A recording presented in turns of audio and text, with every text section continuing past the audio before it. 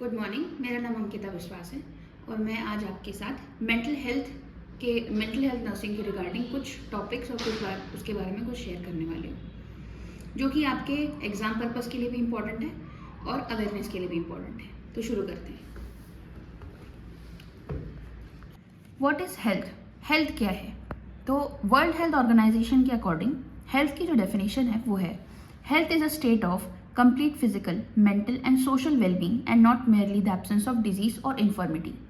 यानी कि हेल्थ एक ऐसी स्थिति है जहाँ पे पूरी तरीके से फिजिकल, मेंटल और सोशल वेलबींग अगर प्रेजेंट है तो उसको हम हेल्थ कहते हैं। बिल्कुल वैसे ही मेंटल हेल्थ के बारे में हम बात करेंगे। तो मेंटल हेल्थ क्या है? मेंटल हेल्थ एक इमोशनल, साइकोलॉजिकल और सोशल वेलबींग है। यानी कि जब हम इमोशनली, साइकोलॉजिकली और सोशली अपने हर तरीके से अगर हम सही हैं तो वो मेंटल हेल्थ का सबसे पहला क्राइटेरिया है। दूसरे क्राइटेरिया के बारे में बात करेंगे। जब हम पूरी तरीके से सोचने, समझने और उसके साथ साथ काम करने की स्थिति में रहते हैं तो उसको हम कहते हैं कि हम मेंटली एक्टिव हैं और मेंटली हेल्दी हैं। तीसरे क्राइटेरिया के बारे में बात करेंगे। It also helps to determine how we handle stress, relate to others and make choices.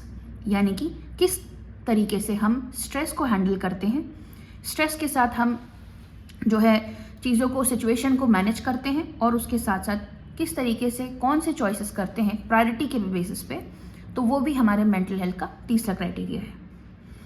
के अकॉर्डिंग मेंटल हेल्थ के डेफिनेशन के बारे में पढ़ लेते हैं। तो पहली चीज़, subjective wellbeing, perceived self efficacy, self dependence and self actualisation of one's intellectual and emotional potential among others. यानी कि एक मेंटली हेल्दी पर्सन उसको बोला गया है जिसके अंदर सब्जेक्टिव वेलबींग है, यानी कि अपने आप को समझने, परखने और अपने आप को अच्छा रखने की जिसके अंदर क्षमता है। उसके साथ साथ जो अपने सेल्फ एफिकेसी के बारे में समझता है, सेल्फ डिपेंडेंट है यानी कि अपने हर कार्य को अपने आप से करता है। उसके साथ साथ उसके अंदर सेल्फ एक्चुअलाइजेशन और इंटेलेक्चुअलिटी है। तो उस इंसान को हमने मेंटली हेल्दी बोला है, जो कि WHO के अकॉर्डिंग आने वाला डेफिनेशन है। इसके साथ साथ हम मेंटली हेल्दी पर्सन के क्राइटेरियाज के बारे में पढ़ेंगे। ये एग्जाम में पूछा जाने वाला बहुत ही एक इंपॉर्टेंट क्वेश्चन है, तो इसको प्लीज़ आप, अगर आप एक नर्सिंग एस्पायरेंट हैं तो इसको प्लीज़ आप थ्योरेटिकली ज़रूर कवर करके जाइएगा। तो पहला पॉइंट है, he has N one philosophy of life. यानी कि उसकी ज़िंदगी जीने की अपनी खुद की एक फिलोसफी, अपनी खुद की सोच है। A proper sense of self evaluation, अपने आप को परखने की क्षमता है। पॉजिटिव एटीट्यूड टुवर्ड्स अदर, दूसरों के बारे में अच्छा सोचता है। ओपन माइंड, अपने मन और विचारों को स्वस्थ रखता है। इमोशनली मैच्योर, उसके सारे इमोशंस बिल्कुल मैच्योर हैं। सोशली एडजस्टेबल, लोगों के साथ, सोसाइटी के साथ एडजस्ट करने की क्षमता रखता है। सेल्फ जजमेंट, अपने आप को जज करने की एबिलिटीज़ हैं। वेरिड इंटरेस्ट, सिर्फ एक ही नहीं बल्कि 2 से 3 या फिर उससे अधिक इंटरेस्ट या फिर हॉबीज रखता है। सेंस ऑफ पर्सनल वर्थ, अपने आप को एज वेल एज अपने आप को समझने की क्षमता और अपने वर्थ को समझने की क्षमता को पर्सनल वर्थ कहते हैं, जो कि एक मेंटली हेल्दी पर्सन में दिखाई देता है। सेंस ऑफ पर्सनल सिक्योरिटी, यानी कि अपनी सुरक्षा के बारे में भी समझने की क्षमता। गिव एंड एक्सेप्ट लव, यानी कि प्यार देना और प्यार लेने की क्षमता।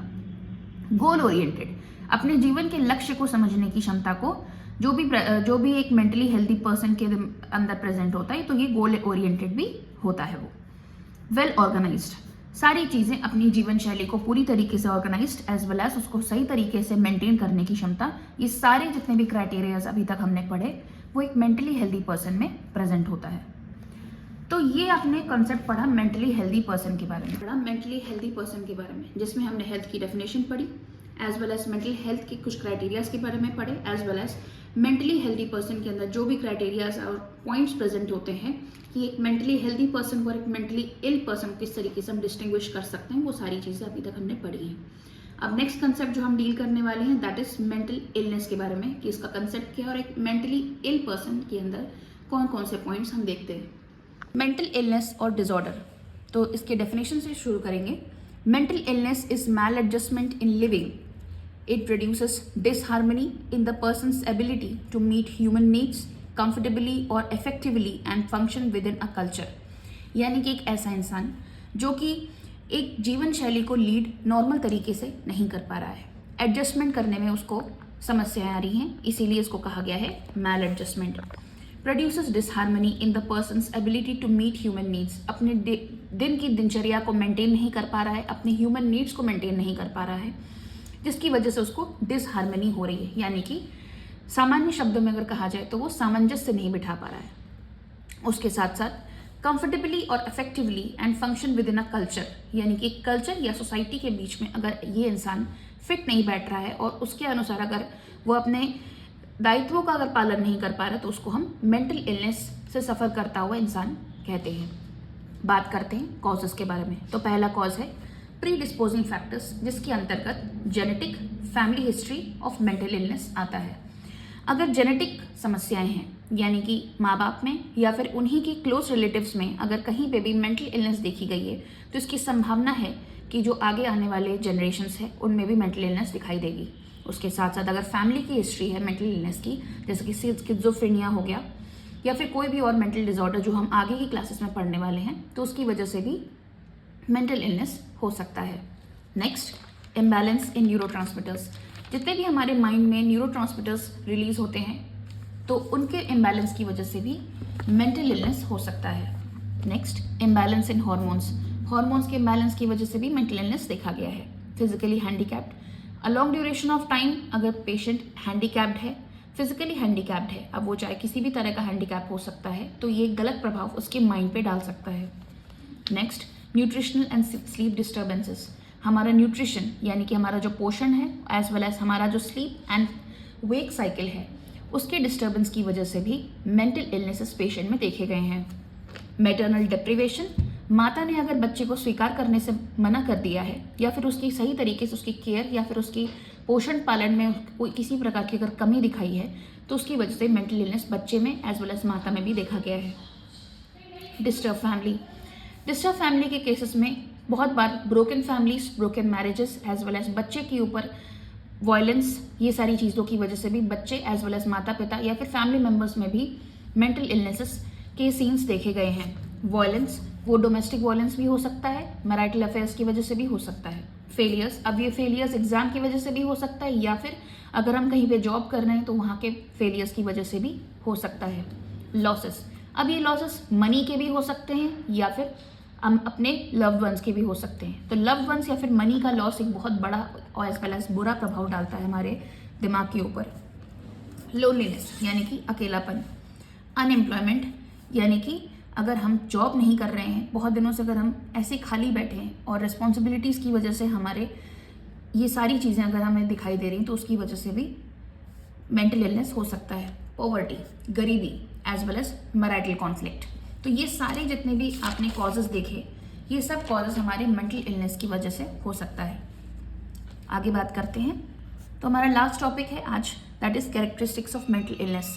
तो पहला कैरेक्टरिस्टिक है changes in one's thinking, memory, perception, feeling and judgement. Thinking यानी कि सोच, मेमोरी यानी कि हमारे याद रखने की ताकत, परसेप्शन यानी कि नज़रिया, फीलिंग यानी कि हम क्या महसूस कर रहे हैं, और जजमेंट, ये सारी चीज़ें एकत्रित होकर हमारे मेंटल हेल्थीनेस को डिटरमाइन करती हैं। लेकिन अगर इनमें से ये सारी चीज़ें चेंज होने लगती हैं तो तब जाके मेंटल इलनेस दिखाई देती है इंसान में, जिसकी वजह से पेशेंट की बात करने का तरीका, उसका बर्ताव, ये सारी चीज़ें एक नॉर्मल इंसान से अलग दिखाई देने लगती हैं। तो ये हमारा पहला क्राइटेरिया है। दूसरा criteria, these changes in behaviour cause distress and suffering to the individual और अदर्स और बोथ। जाहिर सी बात है, अगर कोई इंसान दिमागी तौर से बीमार हो चुका है तो सिर्फ उसके ऊपर ही नहीं, उसके पूरे परिवार और परिजनों पे भी इसका गलत प्रभाव पड़ता है। तो ये हमारा दूसरा क्राइटेरिया है। तीसरा क्राइटेरिया और लास्ट क्राइटेरिया की बात करेंगे, that is changes in the consequent distress cause disturbance in day to day activities, work and relationship with important others.